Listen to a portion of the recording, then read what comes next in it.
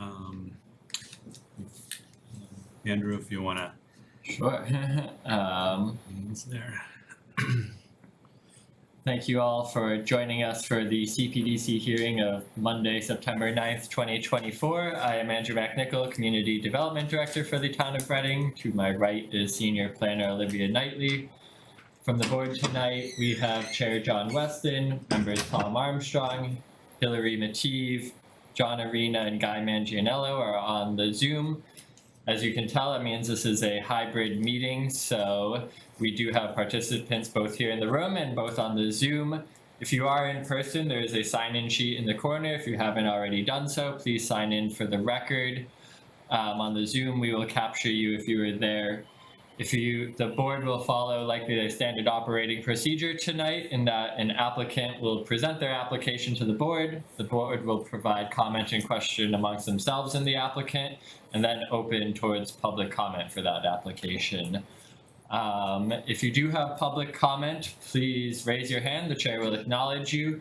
You'll need to speak your name and address into the record for public comment. If you're on the Zoom portion, please use either the raise hand feature found under reactions, or if your camera is on, just wave your hand around. We'll look to capture you and get your comments and questions in. Last thing I can add is that this meeting is being recorded and broadcasted by RCTV on the local channels. And I think that's it. Great, thank you.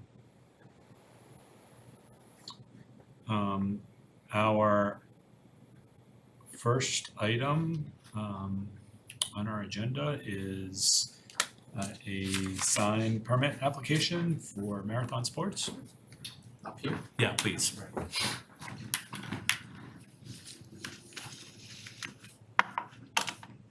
My name is Kevin Childs. I'm representing Marathon Sports, 668 Main Street. We actually provided the sign and did the installation of the sign for them and applied for the permit on their behalf. All right, great. So sign was installed, right? Installed, yeah. But, right, we have the application here with the materials, the dimensions, lighting. So you can probably explain better than I, but it is individual letters attached to the wall. So they are individual letters. We'll go into it. We did apply for an application. I'd like to, as I spoke to Olivia and yourself, was a clerical error and we did install a sign prior to the issuance of the permit. I apologize for that. It was definitely not disrespect to your ordinance sign. I thought we had it, our administrative made a mistake. So yeah, so it's a PVC sign with metal studs, a little bit smaller than the original one that was there with the animal hospital. We utilized PVC letters and metal studs that went back into the right into the wall. What was done to the building is we removed the old facade and we matched it with the cement facade that was like the rest of the building as per the owner. That was a separate permit that was done there. We left underneath the fascia the existing lighting. We just changed out the bulbs and updated some of the electrical. So the actual square footage is a little bit smaller. The lighting is identical. It hasn't changed other than some bulbs and a little bit of updating. So, and I believe that we're under the square footage that's required for the proportion to the front of the building in actual space. And in this case, to clarify, the awning too does not account for sign area because there's no lettering or logo on the awning. So And there is no awning there anymore. there is no awning there We anymore. removed the awning as well. I have an actual elevation. I've made a couple of copies. If you'd like, I can submit them to you guys. Yep, there it is. perfect. And so the awning's not gonna go? No, back on. the awning is Okay. not going back. Okay. Questions from the board that's here? The only thing I had is when I visited the place the other day, there was like a feather sign on the corner there, the left-hand corner. Do we allow that for 60 days or 30 days, or do we allow it not at all? We do have some temporary sign allowances, especially specific towards a business opening, but it gets a little conflicting with the feather banners that are generally prohibited in town. So I do believe that was captured, at least to date. Okay. We can talk about that with the owner. That was my only comment. Okay. I think John had his hand raised Sure. online. Thank you, Andrew. The four lights that are shown there, are they original or were they added as part of the facade improvement? They were original. Is the on-off sequence for that a concern for any members of the board? That the on-off frequency for that would be the illumination after 11 p.m., for example? Yeah, I will say, I'll add to that I don't remember exactly what it was, but I think that I remember the lighting, the former owner being a little, whether it was the bulbs were always burnt out or it was on too late. There was like the lighting wasn't offensive, but it always appeared a little bit haphazard. So, and I'm confident that Marathon Sports would, replace the bulbs when they need to be. But maybe we should talk about the timing, because I think that's, Sean, that's right. That's the other issue there. The second point, which is, I don't think it applies in this case, but I'm forced to ask it. In the event that the applicant has proceeded and put up a signage that this body finds problematic, maybe it's out of order. I'm just going to say, what's the recourse in those cases? But maybe that's irrelevant for tonight's discussion. I'll take that separately with you, John. I will say that there has been cases where signage has been put up and we have requested and the building inspector has enforced the removal or modification, whatever the issue, the best solution was. So yes, that is an option if that's where we're headed. Thank you.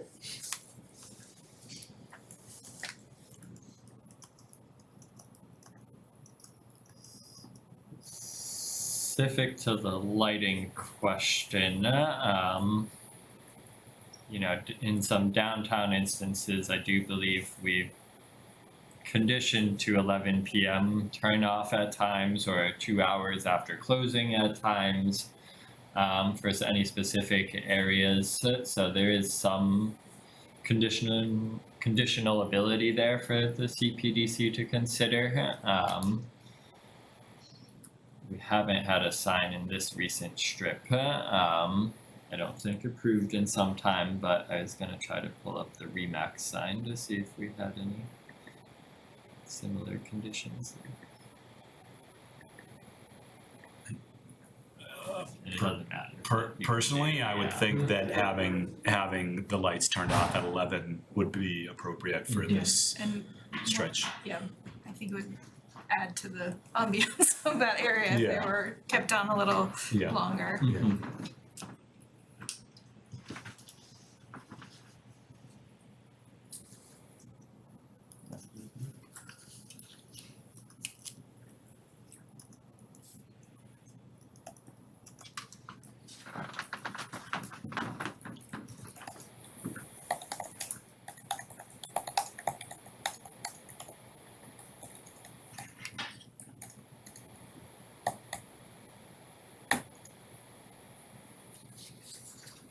Any thoughts about whether the owner would have any concerns about that? I don't believe there'd be any concern with that.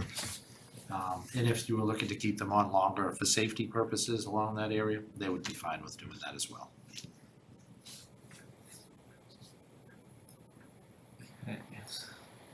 I think that stretch is lit sort of well Yeah. enough for a safety Yes. perspective, so.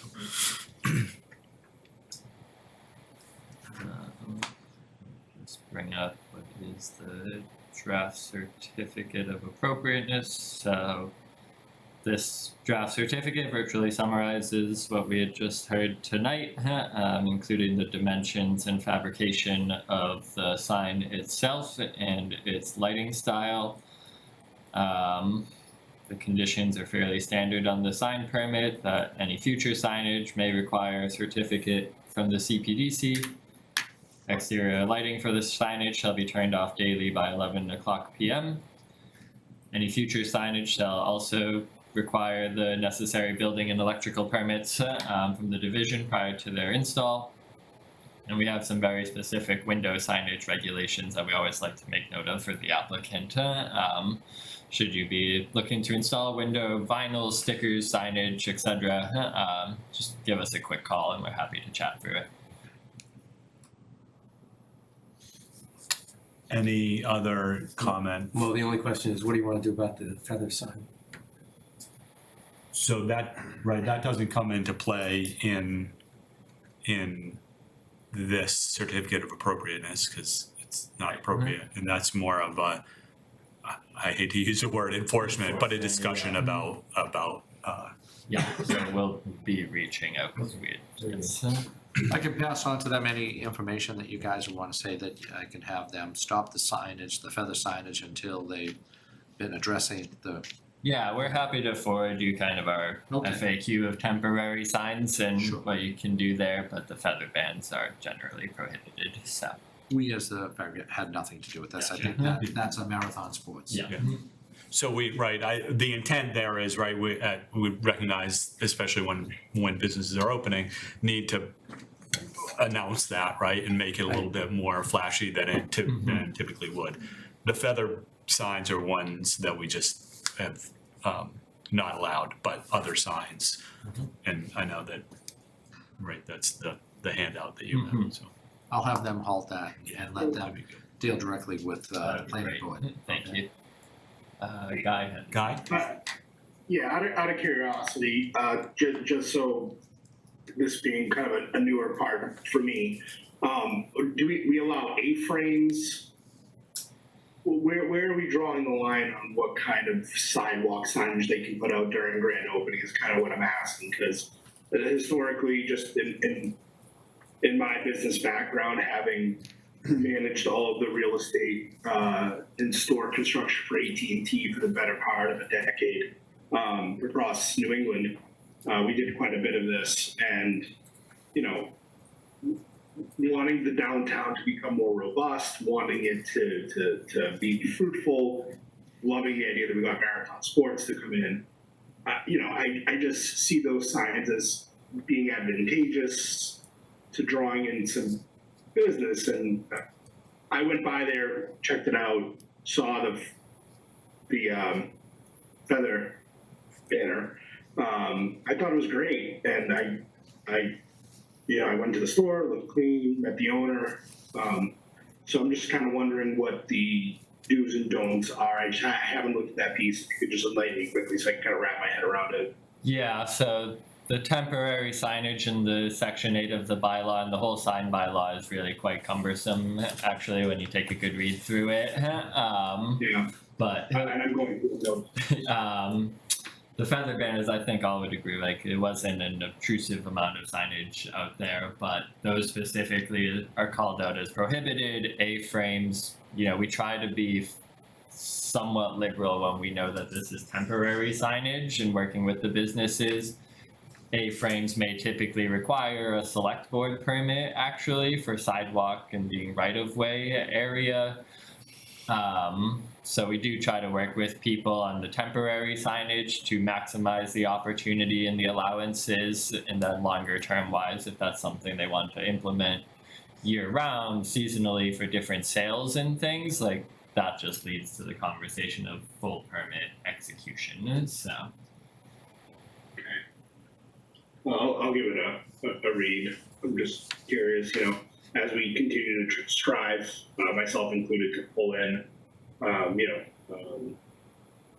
quality tenants into the town center, things of that nature, just I know are going to kind of rear their heads, and sometimes that can be a make or break for a company that wants to make a splash. So just curious on that end. Thank you. Yeah, And happy to I think the sign looks great, and obviously would have liked to see the permits, before, but nonetheless, happy to have them there.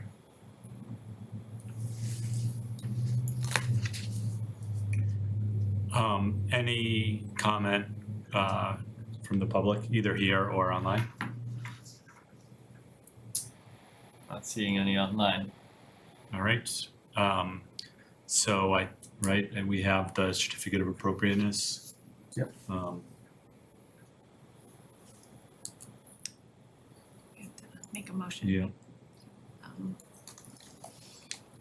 I move that we approve the certificate of appropriateness for 668. 668 Main Street Marathon Sports for the application on August 12th. Signed per. I second it. All right. Well, plus the additional language on 11 o'clock. Yep, we got it. All right, seconded by Guy. Yep. All right, so, right, a roll call vote. Yep, Have to do that please. because Yep. we're hybrid. So, Tom, Yes, John, yes. Hillary, Yes. John, Arena, Yes, Guy. Yes. All right. Great. We will get that to you as soon as we can, fully approved. Thanks a lot. I appreciate your time. And again, sorry for the oops. enjoy your corn.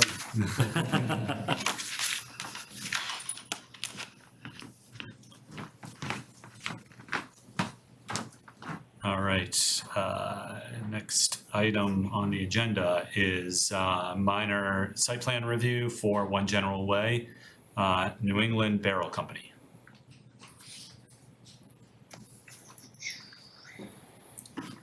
Good evening, all. My name is James Saunders, President and Founder of New England Barrel Company, One General Way, Unit 40. Looking to have a distillery here in town. Basically, what we're looking to do is to move our production to Reading. In addition to that, open up a small retail shop and potentially a tasting room as well. So, All right. So this is a little bit of an unusual one. A couple of different things here, but right, just from the process wise, right? We part of the requirement is when for site plan review is when you change a use. You need to come in for site plan review, right? Rationale here, just for background, especially for our newer members, right? The rationale here is that different use types may have different impacts on the community. And so even though, right, that from what I understand, right, the applicant here isn't really doing anything to the exterior of the building, and our purview really isn't the interior of the building, right? The sort of the, I'm going to say the analysis, the evaluation here is, will this change business use result in impacts that we would want to condition in some way or that we're particularly concerned about? So with that, right, like I assume, right, and from reading through the material that you submitted, right, there's no plans to do anything on the exterior side, maybe a sign. well, sign and potentially like some roll-up doors, but we'll pull permits for those. Okay, Yeah. all right. Nothing major from a Nothing construction standpoint, no.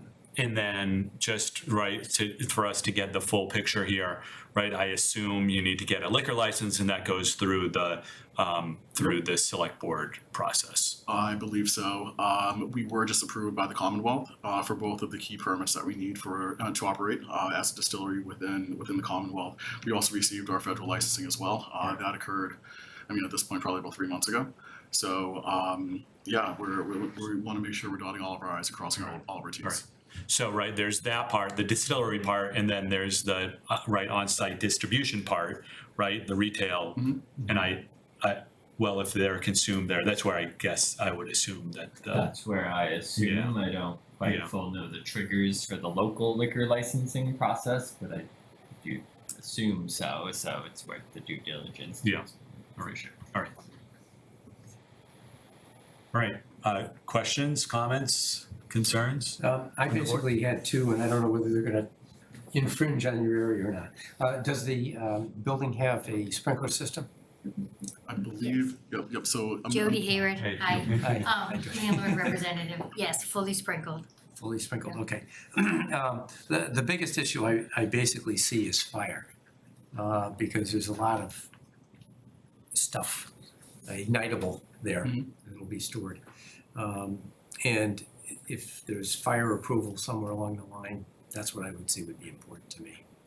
If I may just comment on that for a moment, one of the key things, so I say the word distillery because that's what we have to be licensed as, but we are not actually distilling anything. I understand that. Okay. Yeah. And then based upon what we're looking at holding in terms of bulk alcohol, Right. that per approved gallon, you're looking at what is typically less than you would find in a medium-sized liquor store. Interesting. Yeah. Because I think you had quite a few barrels there. So 200 barrels, those are 53-gallon barrels, but depending on the age, the actual contents of those barrels are anywhere between 30 and 45 gallons on average. So when you take a look at that, and then based upon the average proof within those barrels, Yep. Per approved gallon, you're looking at less than a medium-sized liquor store in terms of actual volume. Maybe I need to look at those differently too. Come give a taste. No, I think the only thing I would be worried about is if the fire department says A-OK, I'm okay with it. Okay. And just to add, I do believe all those divisions are triggered on occupancy and building permits for their review. Oh, Yeah, I was just looking at some of the applications that they had to fill out, and it wasn't listed on the application they sent to us, so.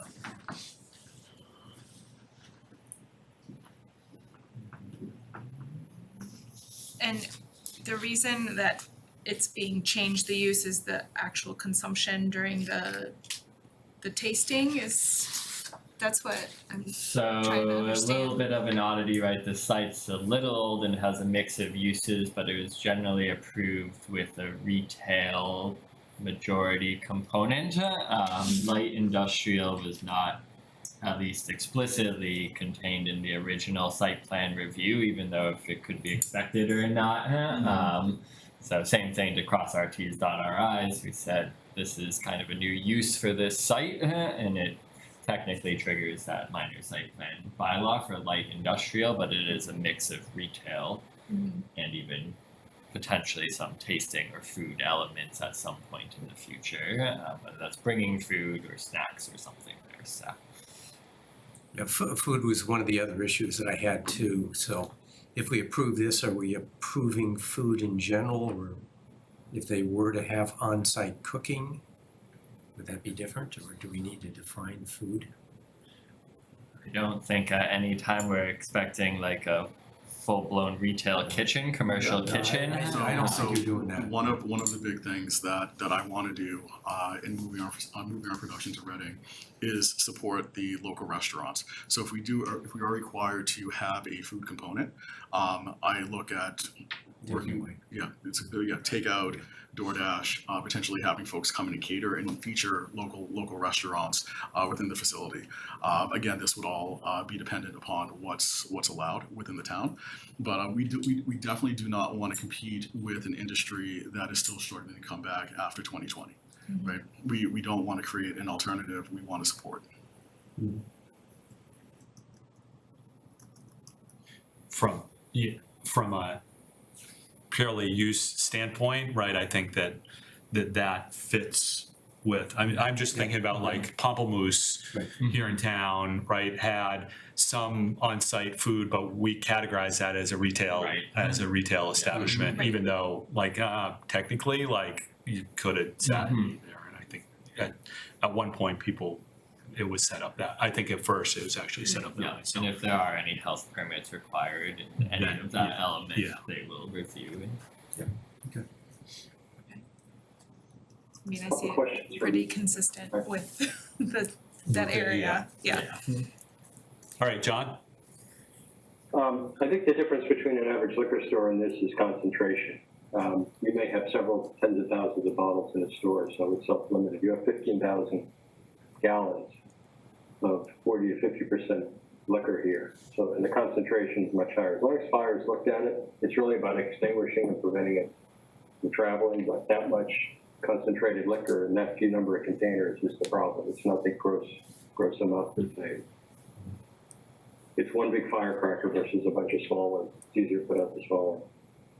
The second question I would have is the requirement to actually seek a permit from Board of Selectmen and the Select Board?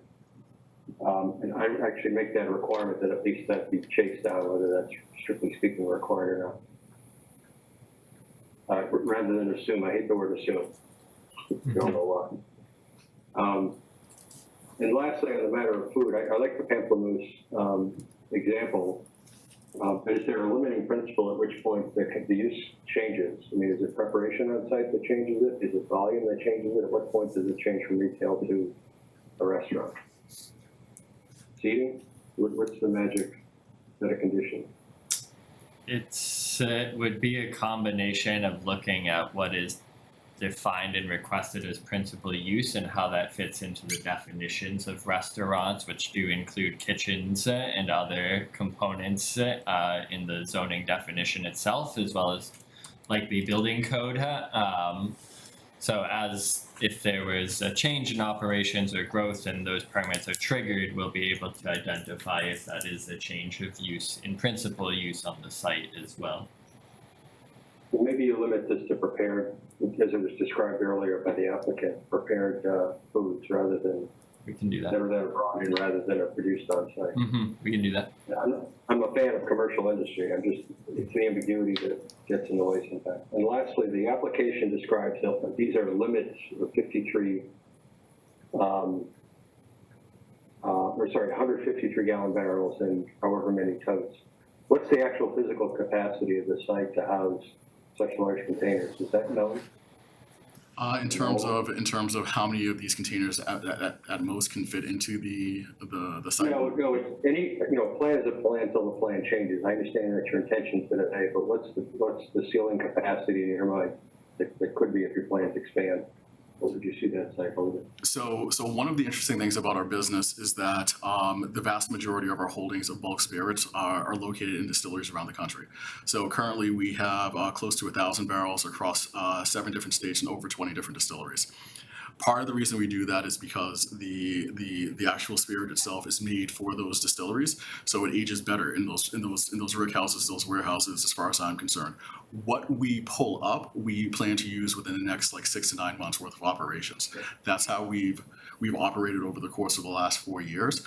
I don't anticipate us going past that 200 barrel limit. In fact, the number of barrels in totes that we currently have in our production facility in New Hampshire, we have 141 barrels in 2 totes. So I actually provided room for expansion of that within this application, but I don't see us going past that. All right, so it's just working inventory that gets Correct. regularly. Exactly. Just out of curiosity, how often are you replenishing that inventory, that on-hand inventory? Is it once a week, once a month? Oh, definitely not once a week. Barrels are heavy. So typically, I have barrels come up every 3 to 6 months. One of the big things is our core products are all batched. So if I have a series of 60 barrels come in, we're typically using somewhere in the neighborhood of 30 to 40 of those in production relatively quickly. So those barrels get emptied, they get placed into stainless steel tanks to allow the whiskey to marry. And once the whiskey's married, then we proceed to either proof it down if it's going into one of these products, one of our proof down products, or it's at cask strength. We just filter and bottle at that point. So the barrels that typically remain after that process are anywhere between 5 and 10, sometimes 15. But those barrels that are remaining are typically earmarked for future blends, or if the barrels are special, they get segmented off for a single barrel project. So with regard to all this mixing and matching and marrying and et cetera, is it gravity that causes the product to flow? Is it actively pumped? Is there a point where the alcohol subject open to the atmosphere? So the barrels are dumped into a tank. They can be siphoned out. I'm still working through exactly what makes the most sense for this space. All right. That's for you to worry about. I'm just thinking through the whole fire aspect of it together. There's a fair amount of alcohol vapor, which is pretty explosive. So one of the things, the pumps that we have are all forced air, like it's a compressor. So. Right. Thank you.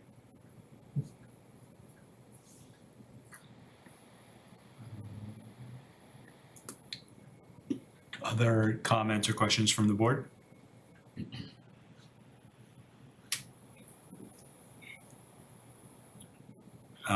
From the public?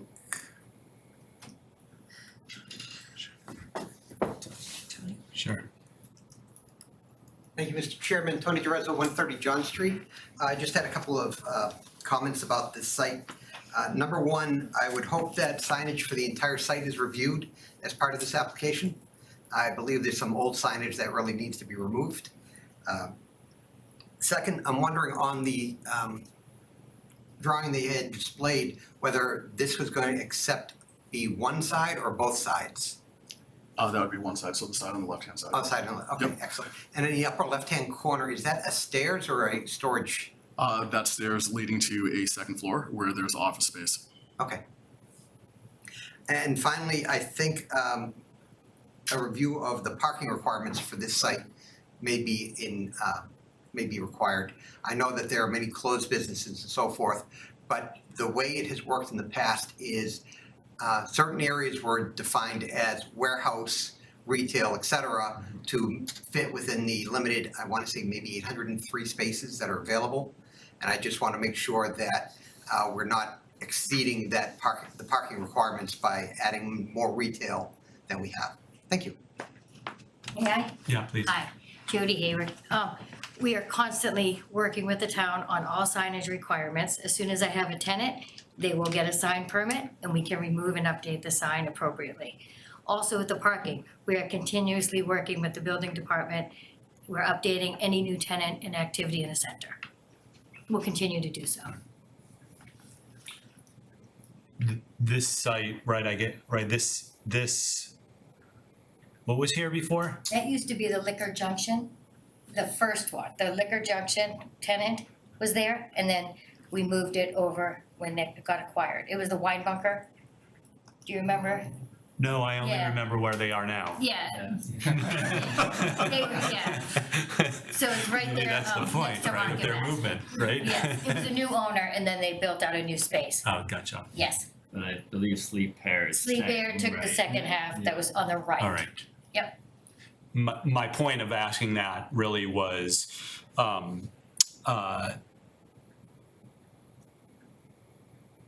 parking requirements, right, for a full retail space, I know are more than, right, this would need to be, right, because the discussion here is, this is gonna be light industrial, right? Correct. With some retail function here, so the parking requirement from a, Yeah, whole site perspective would be less than what was here previously. I do believe that is the case, yep. I would say it is probably well worth us having a discussion just how much occupied space is there and spaces in general, parking spaces in general on the site, just for that We continue to quick update that annual too. refresh we usually do, yeah. Thank you. You got it. Thank you. And then, right, so I don't, and I don't think that I saw any signage related to this. So that, right, you have a master signage plan, so some signs can just go up as long as it's, Well, they would pull a permit for this one, just to get it, because it's a new sign under the pendant lights. but from our Your perspective, perspective, yes. yes. So from our perspective, we don't need to review that at a later date, or that will have to be? As long as it's in compliance with the master signage plan, then Okay. it doesn't come in front of this board. Which is the point of the master sign plan, so that we're not, so the applicants aren't coming to us for every sign. Great. We'll generally detail location, size, and lighting constraints within that. Yeah. Okay. Great.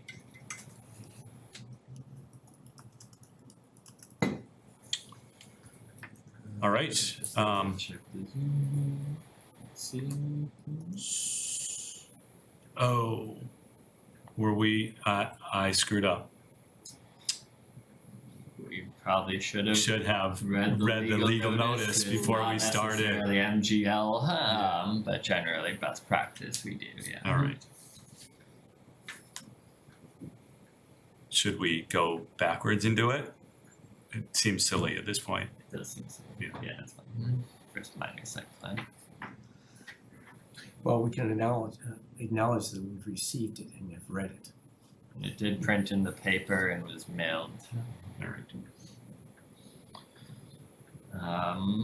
Just quickly, if the board is ready, pulling up the draft decision. Please. So we did note, of course, the material submitted to date with the application and the general findings, including the location being at 1 General Way, Suite 40. We noted that original site plan decision from nearly 20 years ago now. I feel like that doesn't sound right, that 04 date. I'm gonna double check that right now.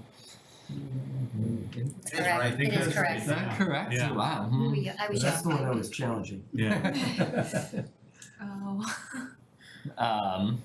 We did want to note that light manufacturing as the principal use isn't allowed by right use in the industrial zone district, and this use is seeking to utilize existing interior space, as noted. So, in general, the applicant is seeking approval to establish the operation as a rectifier and distillery for alcohol.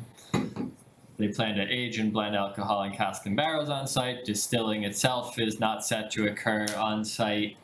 The business is planning in general at start to plan up to 4 full-time employees and potentially 2 part-time employees. We only captured that given some parking regulation language as well.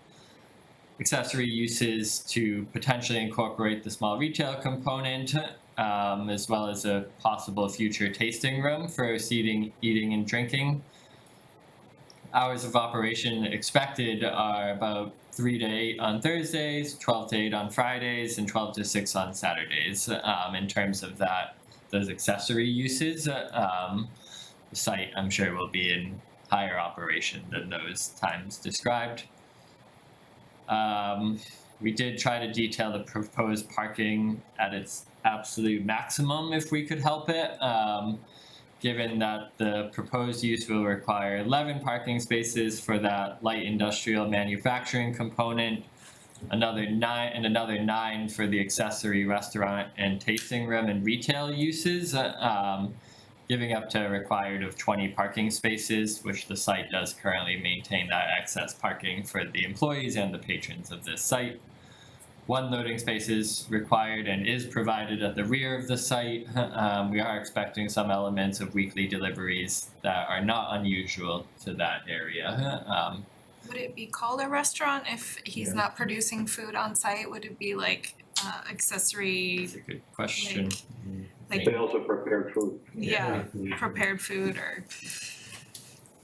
Yeah, our definition of restaurant is when it's principally devoted to, Right, so food does tasting do that. room and retail food?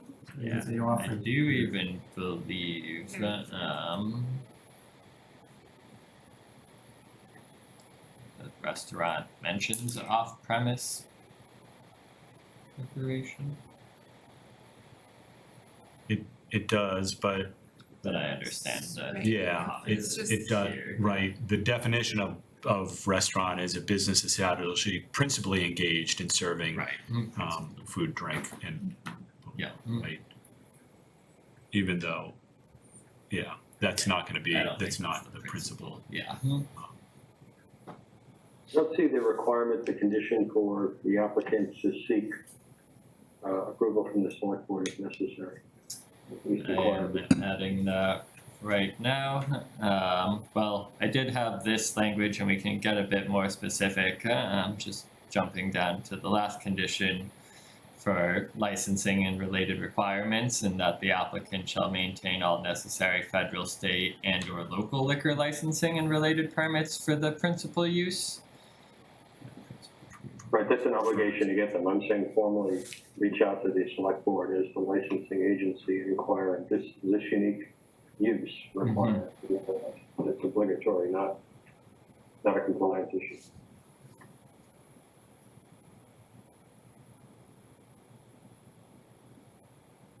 Well, I guess, right, tying that into, And they say, no, I'm not suggesting that he needs one. I'm only suggesting that he asked if one's needed.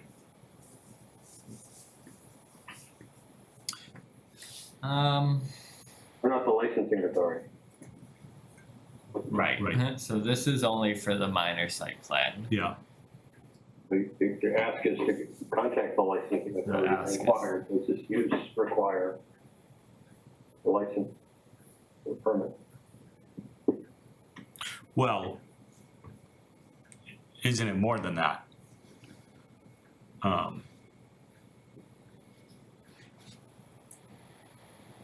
Just, I'm just trying to think it through, like we can condition that they reach out to the select board.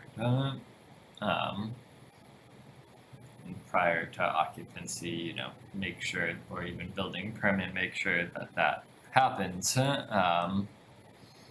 Just trying to think logistically what would make sense, both language and timing wise, to do that for your best interest to. right, it would be prior to any, well, I would think that prior to any retail sales, there's a requirement for the, right, like even, yeah, to go and meet with the select board to determine applicability of licensing. The local Yeah. license.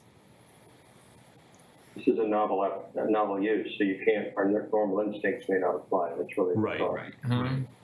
So, right, that would allow him to get going.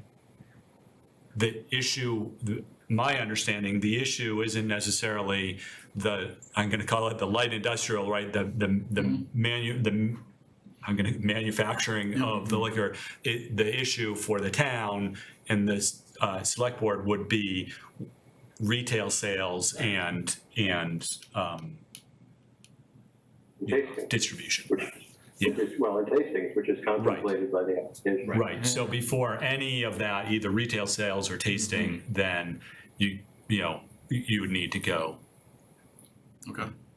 meet with. And there's a so- finite number of those licenses the town maintains for, I don't know if it's a full pouring license or whatever. Right. I've lost track of what that is, but you'd be better doing it sooner rather than later, because other conditions on it, or is extensions of their deliberation. It wouldn't, Wait until everything's built and you're ready to open the doors. it wouldn't shock me, right, and this is where I'm at, it wouldn't shock me, and I don't know the liquor license rules, but it would not shock me that you can have a tasting room that doesn't take up a liquor license. Which I wouldn't be surprised some either, element but of somebody else. Right, I mean, yeah, and so in that case, right, we do want to require you to go and meet with the select board, because even though they may not need to grant you a liquor license, there's still some, right, parameters that they would want you to operate in. Which is why I think that, right, we need to go a little bit further than number 7. Right.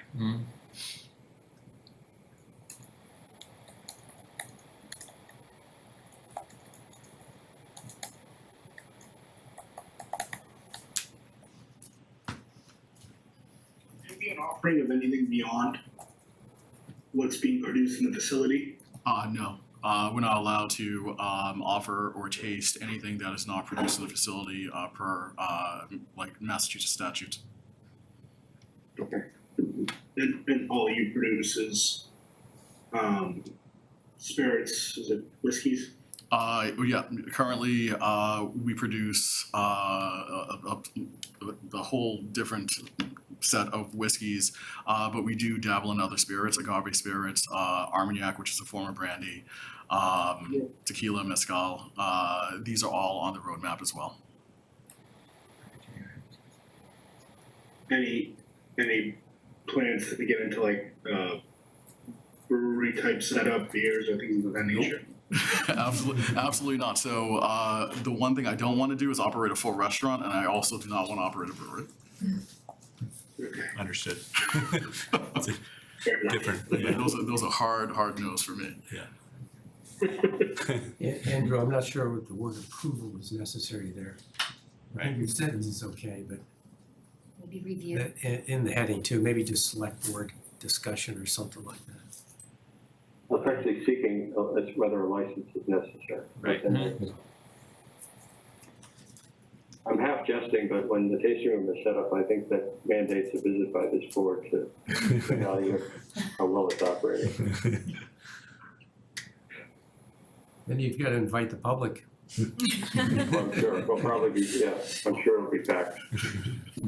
Public will always be welcome. Okay. I think that if you have changes, let me know. I think that meets the intent of the discussion. Yeah. Only just to quickly review the other conditions. This is for minor site plan only, specific to this use in this site. Any other uses proposed on site may require additional approvals or special permits. Utilities and building permitting, of course, is still required for the site. Our general public health, safety, and welfare condition. Accessibility and any other additional permitting for the building inspector and building division. Signage, I mean, we did limit it to prior to occupancy. Doesn't necessarily, I guess, if you didn't feel the need for it to be prior to occupancy in this temporary signage discussion, but felt that at least that was worth a shot to see if the signage was coming sooner than later. And no delivery and loading shall occur between 12 a.m. and 6 a.m. per our typical general conditions.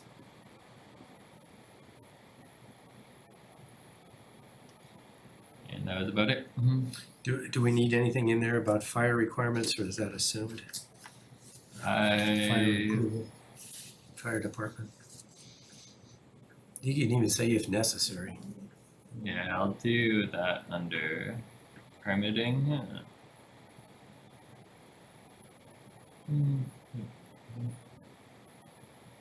Well, maybe fire, because that would be fire protection and Right.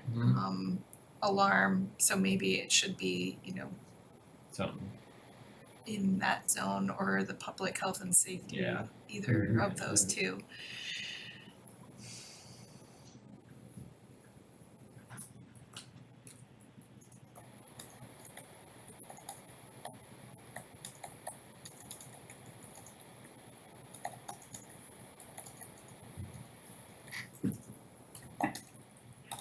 Yeah, that's good.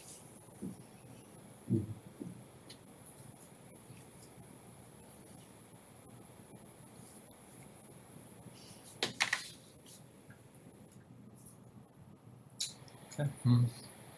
all right, Ready for the vote? Sure. yeah, Is- any further discussion? Not seeing hands on the I Zoom. would assume that if there was ever a food truck component, that this would come back to us. Like a permanent food truck component, or? Well, if there was, you talked about supporting local businesses, but if a food truck was ever an idea, because, I mean, I've been to a few of these establishments and that's been an option at a few. So it doesn't food truck show up, something like that? So if we were to ever do something like that, it wouldn't be consistent because I already don't have hair, and but if we were to do like a one-day event or like something along those lines, that would be something that we would come back to the board for, absolutely. To the board And I or would also whatever need to work permitting with reg- Dennis as well and Jody Yeah. to just make sure we're not taking away from the other tenants. We're not gonna we're not looking to add food trucks, we don't have that You don't have the capacity. space, yeah, yeah, So, yeah. If it were some sort of outdoor dining component that is utilizing parking and other, that does likely necessitate another minor site plan review. So we just put together a quick plan of where and what and how that's all operating. just curious, right? So, as you brought it up, right, we in Reading, coming out of COVID or evolving through COVID, right, we put together some specific regulations about, about outdoor dining and, actually like facilitating that sort of thing, right? Because that was what was needed at the time. My question is, and I know that we made those a little bit more permanent than we did at first, but I thought there was like an annual an annual thing, right? Is that still in place? Like, It is there a process where someone could apply for outdoor dining usage? Yes, there is. That process is still there. I do even believe a small handful from that period submit annually the plan, and if it's the same plan, it receives the same all right. approval. And so there are a handful from Christopher's and others in town that still utilize that. We haven't gotten a new one in a while, Right. but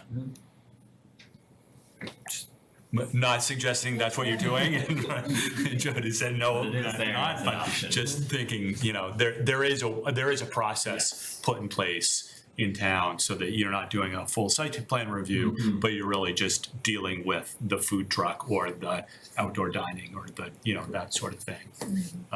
So anyways, Yeah, there's definitely not space to effectively do that, like. no. Yes. I beg the board's forgiveness. I have a business commitment that has me presenting in a few minutes. I need to get ready. So I'm in favor of this, but I need to leave the meeting. I don't sense there's a problem with the deliberation. No, thank you. All right, good night, everybody. thanks, All right, John. good night. So I move that we approve the minor site plan review decision for One General Way Suite 40 for the New England Barrel Company As amended, as amended. one second. All right. Any further discussion? All right, Roll call. roll call. We'll start with Guy. Yes. All right, Hillary, Yes. Tom, Yes. John, yes. Great. All right, welcome. Awesome, thank you, appreciate it. Thank you. Thank you. Good luck. Thank you.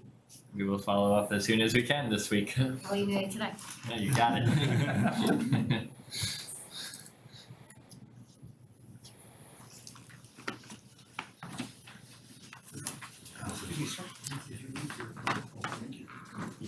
All right.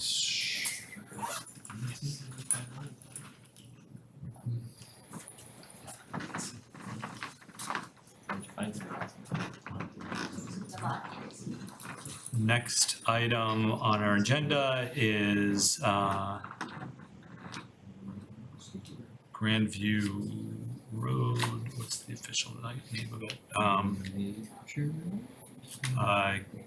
Continued public hearing for a major modification of a definitive subdivision of Grandview Road extension.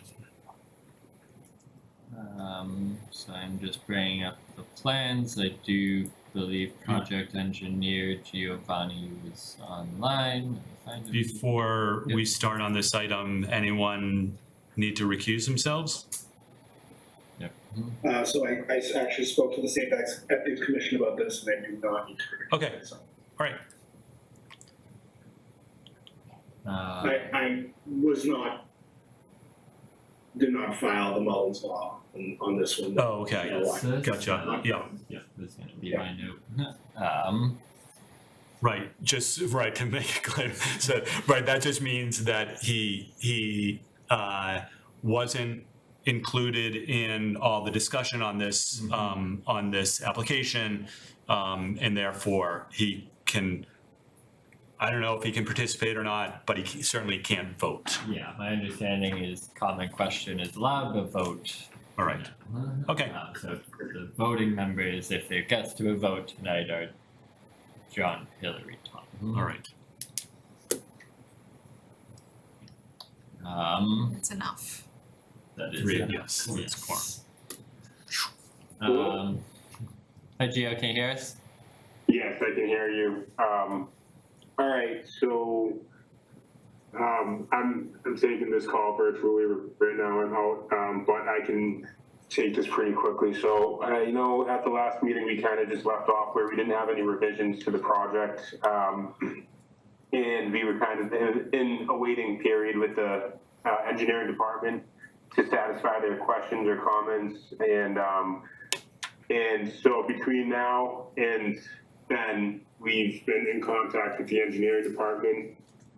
They had some minor comments, and one of the comments was to just keep at least most of the stormwater on site, and if not, at least just have a berm that's located to the eastern side of the property that's basically protecting the neighbors, the abutters, from any overflow that's coming from the stormwater system at the outlet point. And so we did create a berm.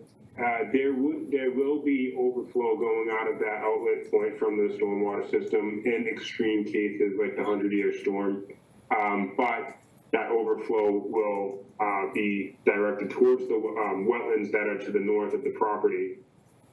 This is matching existing conditions or pre-construction conditions. So we're having the looking at pre-construction conditions and post-construction conditions there. It's still an improved site overall. So we did add that berm. That was a minor change to the site plans, and that was the only change that we've made. I know there was another comment with the engineering department saying that they were requesting another catch basin at the entrance or driveway of future lot 2, and I talked to the engineering department, and we squared that out because they at least were unaware that the cul-de-sac was constructed.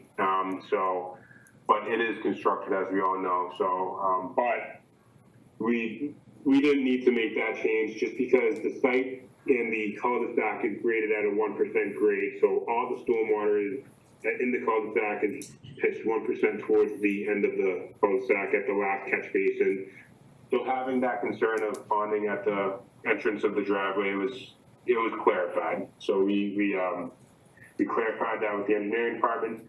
They did come back through email saying that they were satisfied with these changes and that it was pretty much their email of approval. So they seemed to be happy with all these changes, and coordinated with them and squared everything out with them. So that was how we left it off.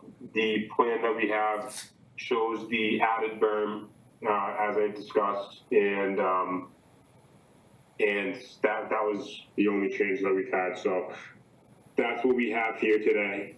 I believe we've addressed at least all engineering concerns for the project.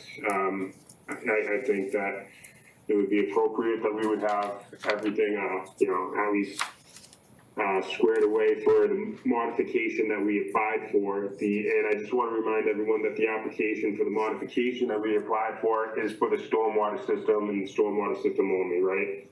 So we've addressed all comments and concerns regarding the stormwater modification, and I think it would be appropriate to have this meeting closed out. But I'd like to hear from the board, and I know the applicant is in attendance, I believe, and I know the applicant's attorney is also in attendance, I believe. So if anyone wants to add anything, I'd be happy to, hand it over to them and or just the commission if they have any questions or comments. All right, thank you. Anyone have something else to add on that? No? Okay. I had one question. I noticed that Penny Jean had some comments that were public comments, but I noticed they were all the same comments that she had at the last meeting. And is that a duplicate or not? Yeah, so just to clarify, right? Yeah. So the Google Drive that we got actually reverted us back to the last one. So yes, they were the same comments that were made last time because they were actually the same comments. And they have been corrected? Yeah. Okay. Yeah, carried it over. Sorry if that was Okay, confusing. no, that's okay. That's okay. I'm not so sure that it's been corrected, but it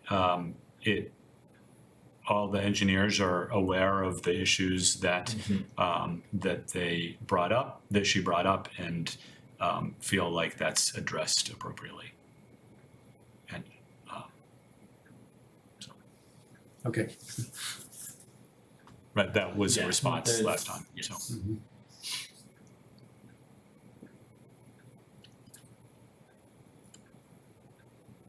Questions or comments?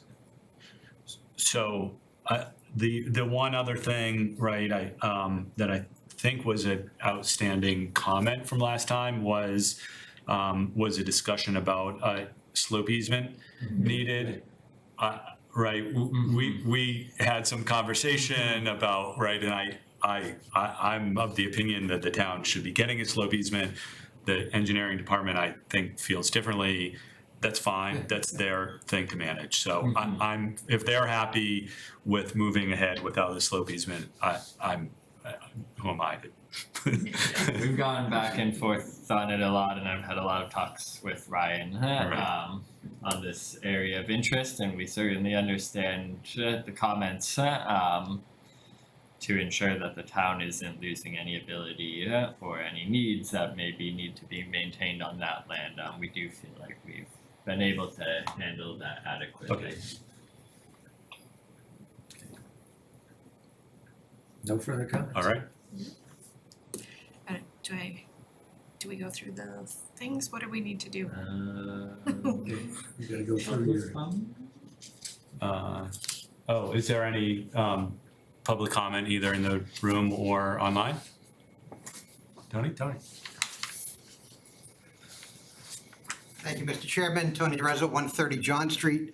And while I understand the engineering department doesn't feel that a slope easement is required, as a town member and a town meeting member, I find it concerning that a developer went in, made a change to town property, which may restrict what we're able to build in the future on that property. I understand the Oakland area property is being looked at for potential housing, et cetera. I would hate to find out that it's gonna cost us an additional 10, 20, I don't know how much more, because we can't do something, because now we would impact a cul-de-sac that the applicant just said the engineering department had no idea had actually been built. Thank you. Thank you, right, my take is that it's the applicant that's at risk here, right? That if the town feels like they want to do something, they haven't sold that piece of the property, they can do whatever they want. And if that means undermining the road, then, you know, someone else can pick up that tab, so. So I understand your concern, thank you. And I assume that that's the town's position, or something Yes. similar to that is the Yes, town's that position. we have full ability to do what we would like, if ever anything, and only just to add, engineering has been out there, inspected the roads and the base courses and all their general inspections for the cul-de-sacs, so. All right.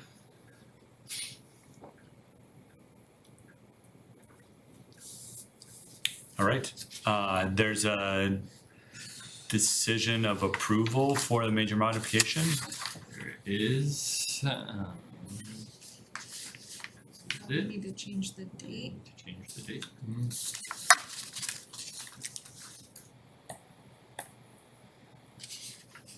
So in general, once again, all of the materials submitted to date on the application, including the plan revisions most recently revised.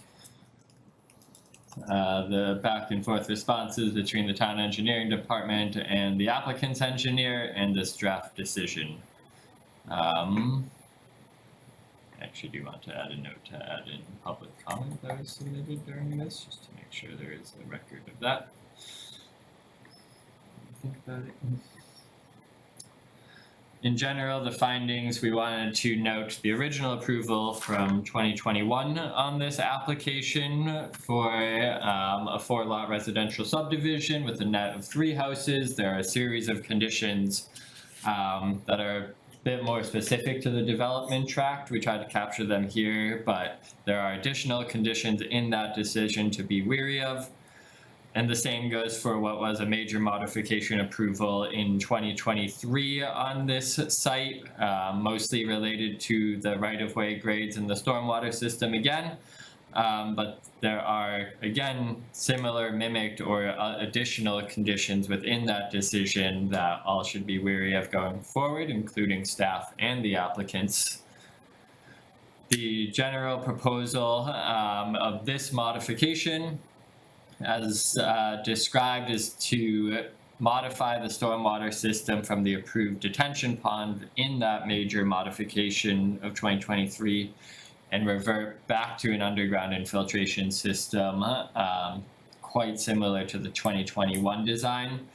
The as-built roadway and drainage infrastructure that were lowered in grade and that have been built to are able to be maintained and connected to that system without any necessitated changes to the right-of-way.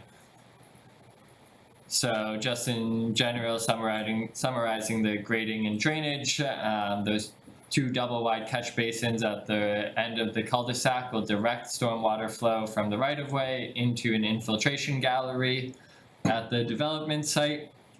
And there are individual roof capture and infiltration for the dwellings as well. We described that elevated berm that will be provided at the emergency overflow outlet to further direct stormwater towards the northern wetland system, and that drainage easements will be necessitated. There is a bit of a 100-foot buffer in this development tract. The Conservation Division did look at this proposed modification again, and it did approve it. While we noted that no new waivers were requested or then granted as part of this modification process, the original waivers were described herein. Because while this is a modification to the stormwater system, we do generally find that a modification opens the development again. Sorry. Mr. Chairman, if I may speak? Sure. Thank you. I have a request that on waiver 11, explicitly call out that the slope easement was taken without permission from the town. The problem is that it won't be the applicant who will pay the price in the future. It will actually be the homeowners association. And that's gonna be a problem because you're gonna have 4 homeowners who are gonna end up with a road that they cannot use to get to their homes. At least this way it would give the future homeowners access to a public document that explicitly points out that there may be a problem with the cul-de-sac. Thank you.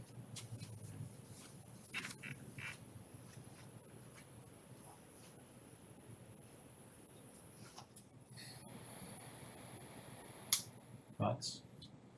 I'm just thinking about it myself, but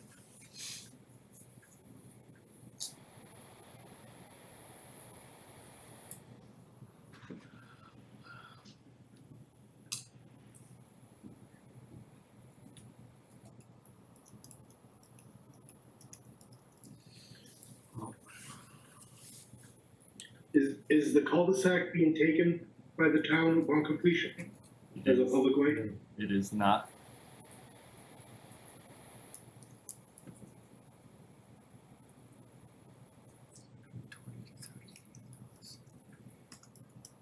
That's tricky. Yeah.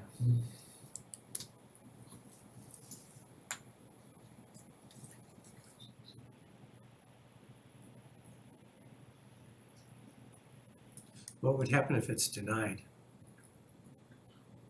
It stays at 20 feet.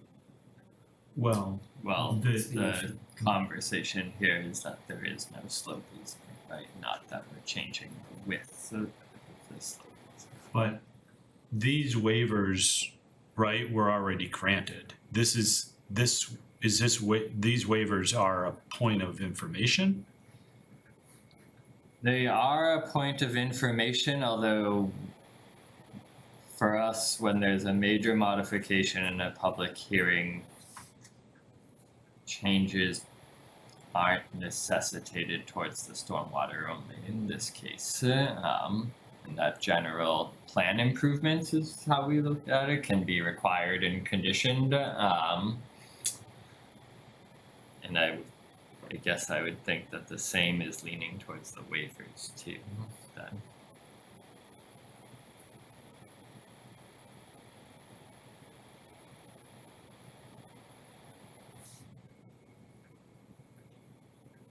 Andrew, in your conversations with the town engineer, was the, I guess,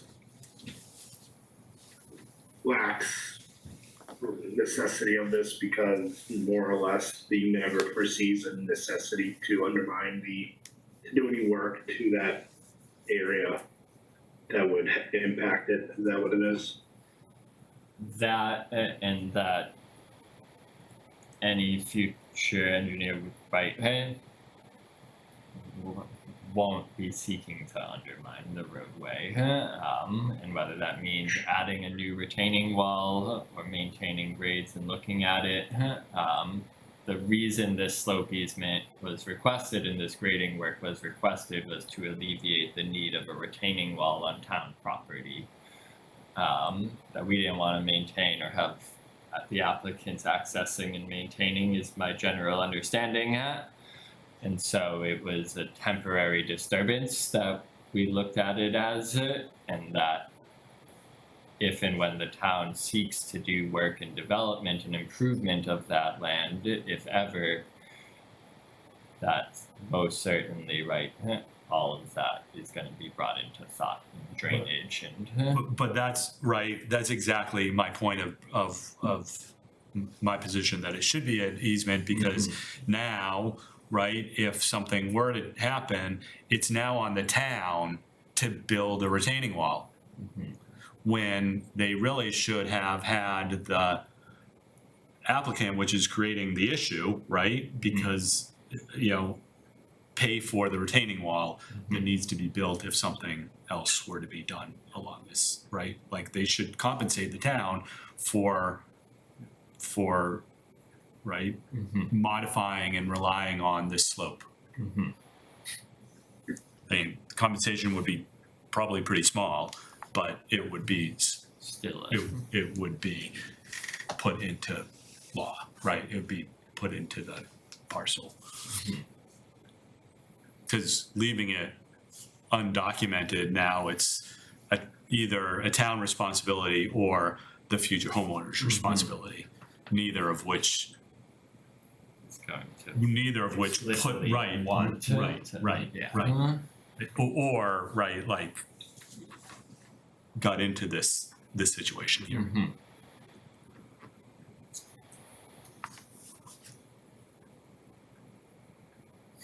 Well, it could be, well, the developer's not gonna do it, it'll be the association that would be doing it.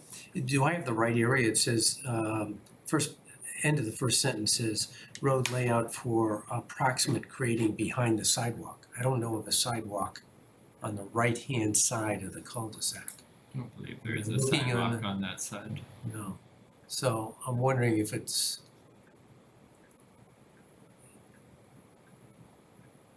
I can pull out the section here and see what it says, but. Sorry, of the subdivision regs for, or, Well, I'm just wondering if there's no sidewalk, is it necessary?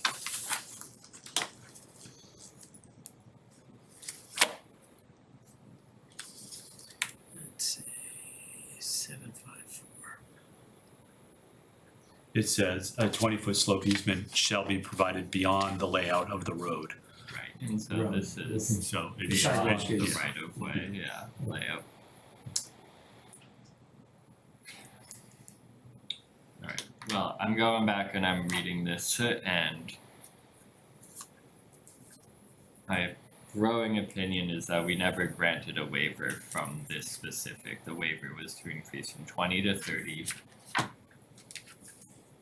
They haven't met this specific condition of subdivision regs. We either waive from this requirement or we require it, and so. Which I'm understanding the opinions of the latter.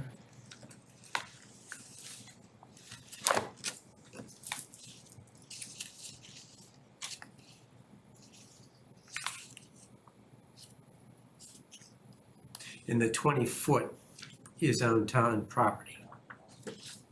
In this case, 30 feet.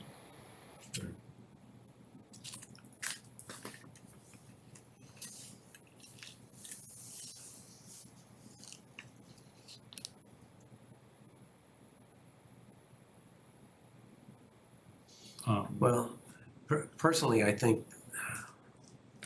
ultimately the homeowners association should maintain it. And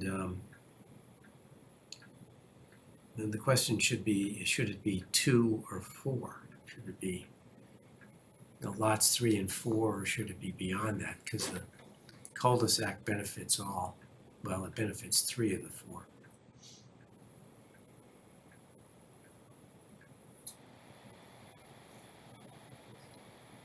Just playing some scenarios in my head, like if something is happening in that area.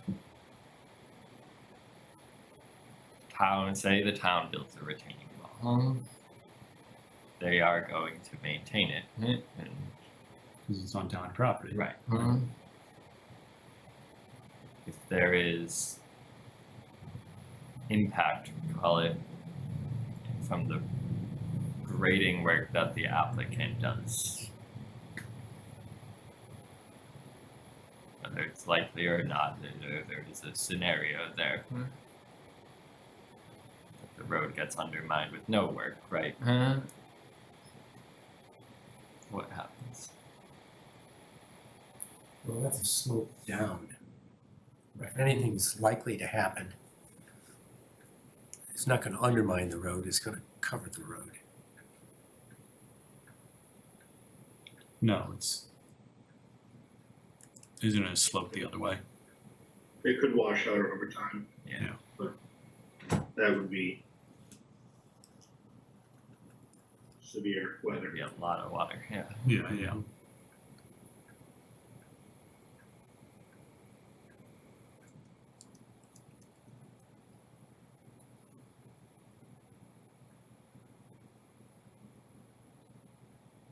Well, the waiver is actually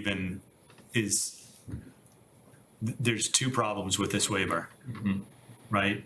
The first problem is that, right, that the waiver is, right, isn't it asking for a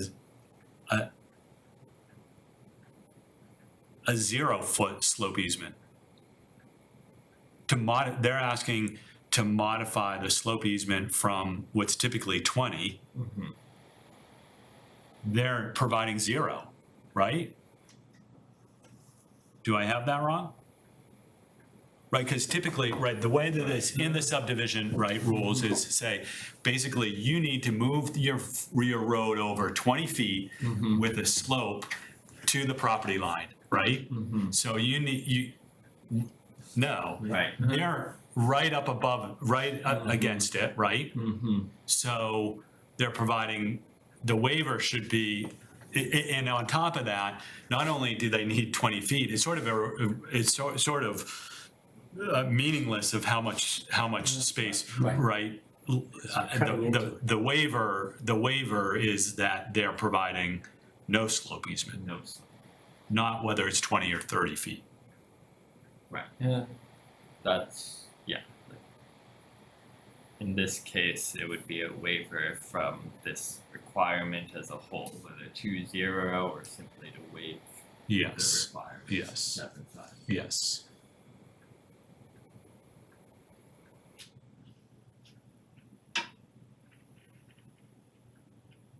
And right, like, So it's not just simply a cut, you're saying? A cut out of the hillside?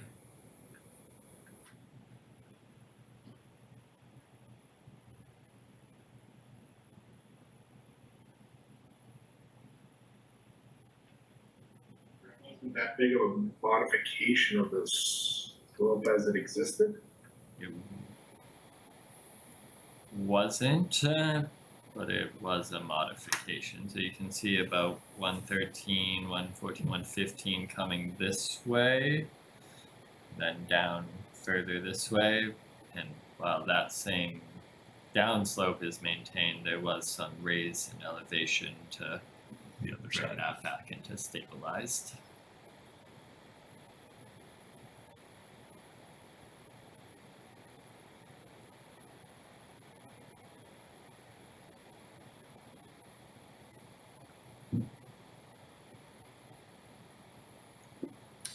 So you're 1 foot, And just so you know, you're not sharing anything on Zoom. Oh. It's okay. Sorry I have about it so you are right, John, that they are leveling it.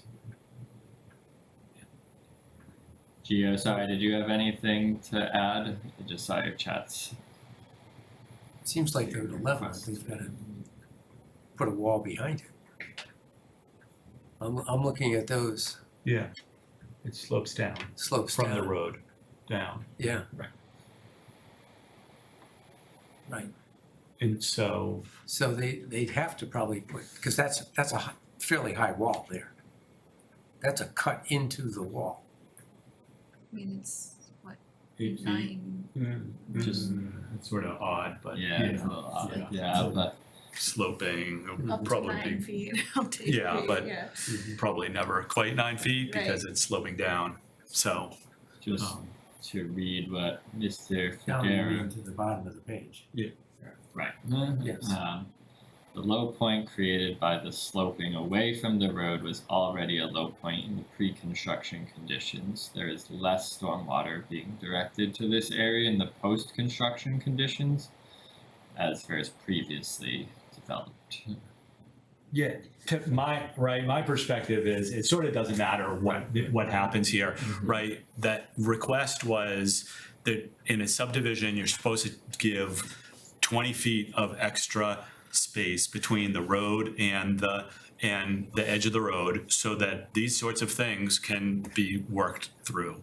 And the road is right up next to the edge. And if that was not a town-owned property, guess what? They would have, what would they have been doing, right? They would have been purchasing an easement from the neighbor, right? Because there's no way the neighbor would have let them build that. So, but since it's town land, like, all right, yeah, we'll just go on there and regrade it. And to me, that's to Tony's point, like, that's not okay, right? We're giving away town property here. Or they should have designed the roadway like to accommodate that, I guess. I'm having a hard time, obviously, with the repercussion of them not complying with the right. There's been no, with the standard, right? There's been no And attempted. might be a question you might not know the answer to, but is that easement to the developer or to the future homeowners association? It would have to be to the To future homeowners Future, association. right. Yeah, Mhm. yes.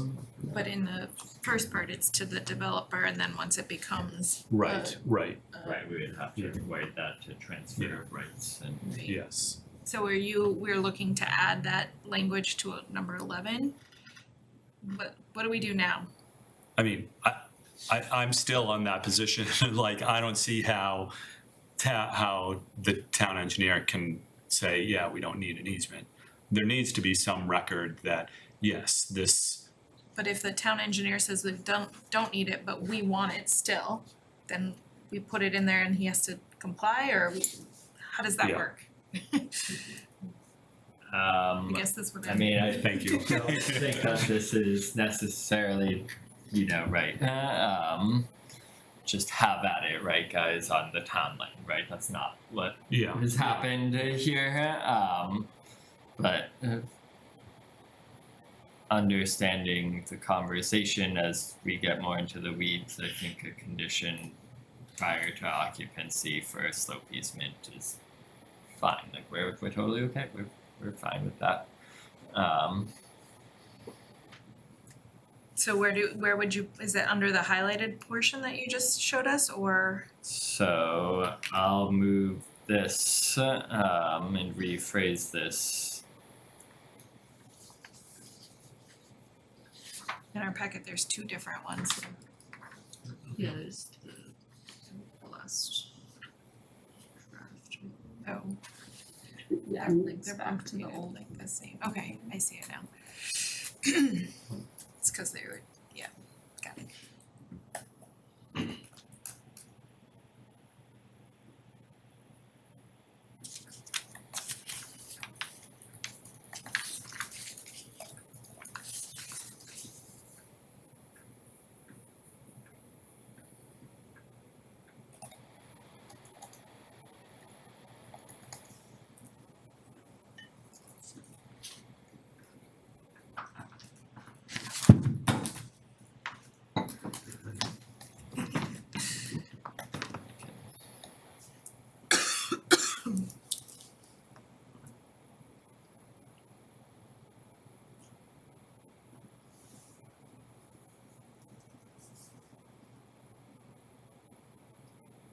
Regraded is misspelled. No, that's the extra R. Still.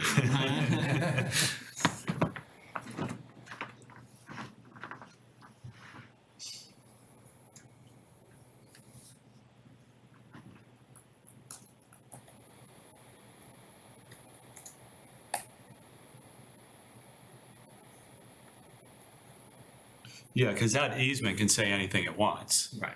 right? That easement can say, you're fine, Mm-hmm. right? You don't need to regrade, but in these certain conditions, you need to pay for a retaining wall, Mm-hmm. right? I mean, that's not for us to work out what that easement says. Right.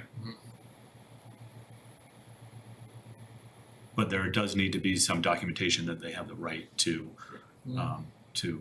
that we're giving the OK for them not to comply, right, with the subdivision regulations by seeking a waiver that's acceptable to the town.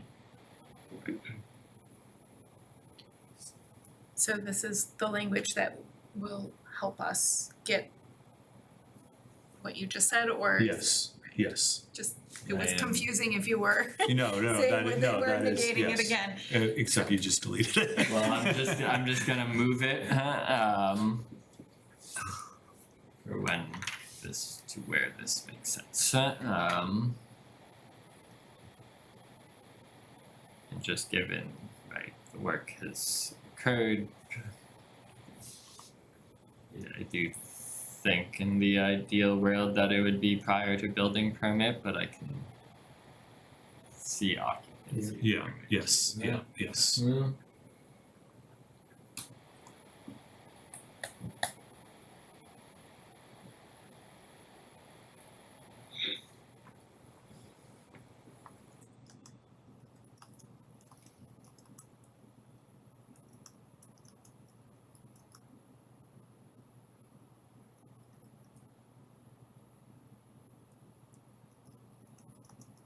This other highlight condition, I know we've jumped down a bit, but just given prior applications in stormwater systems, we just want to see the post-storm reports and make sure that that emergency overflow outlet is working as designed and intended and not going off when unnecessary. So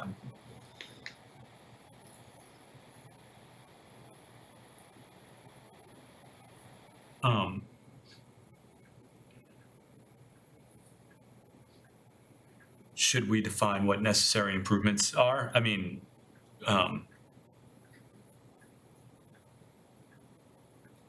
that statement could be general, but that it's necessary to ensure that it's operating as designed or something like that.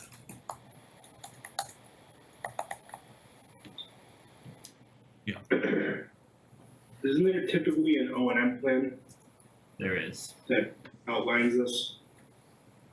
There is, and there's usually your annual inspection reports, but through the permitting process and until the houses are built, through the NIPD's permit, there is the post-storm reports, and so we just generally like to see those nowadays. Oh, yeah.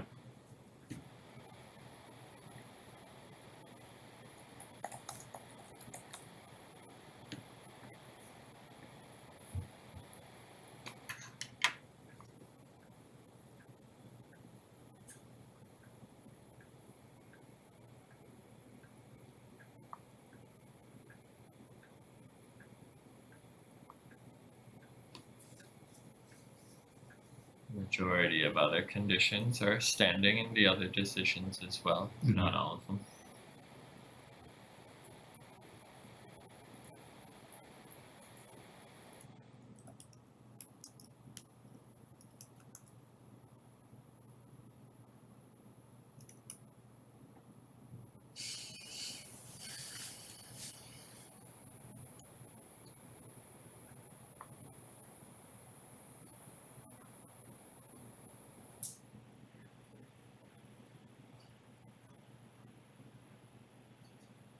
So, I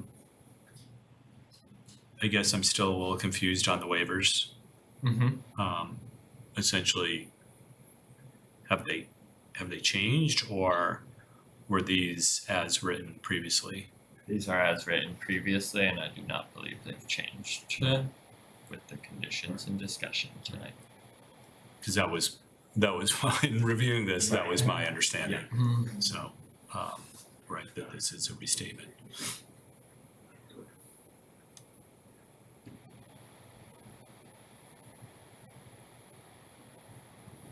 Any other? Nope. All right.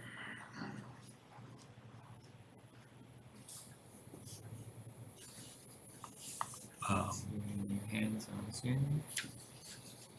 Any questions or comments either in the room or online? Nope.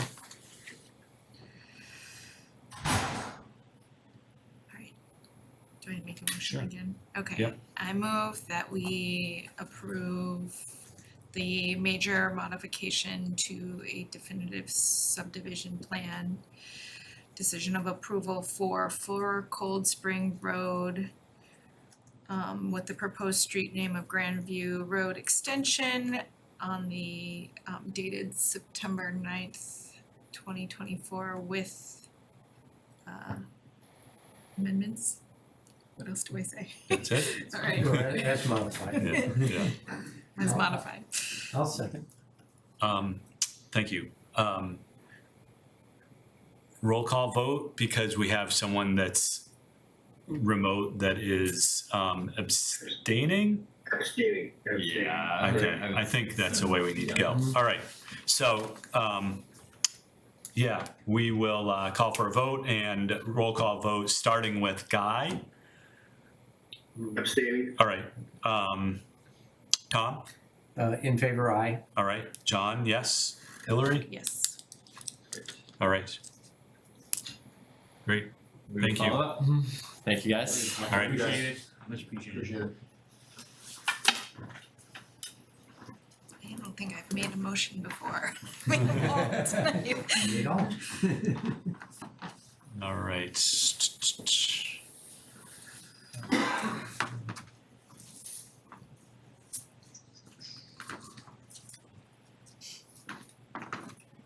What's next here? We are continuing Oh. the, Yeah, so we had a public hearing scheduled for 0 Harold Ave, or also known as 0 Van Norden Road, which has been continued to Monday, October 7th, at the request of the applicant.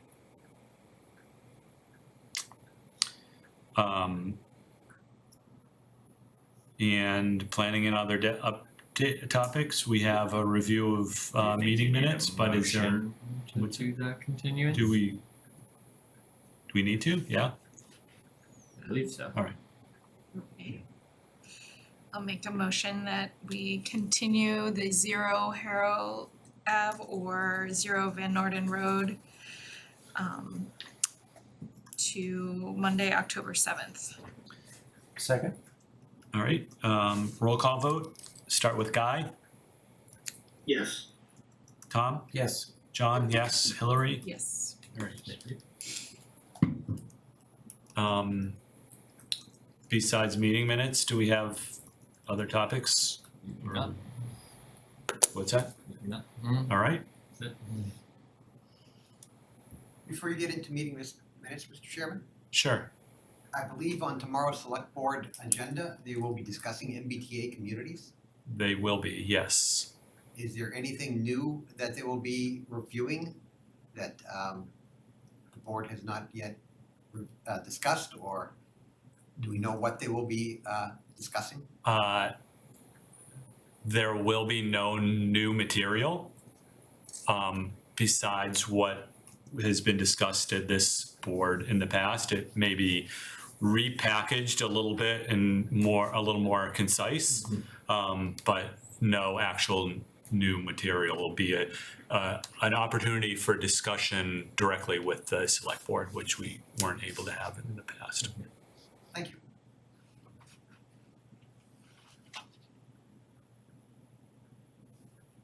All right, meeting minutes.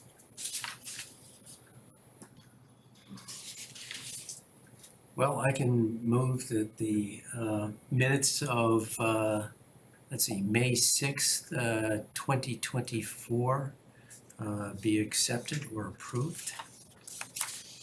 I'll second it. Don't think I had any comments.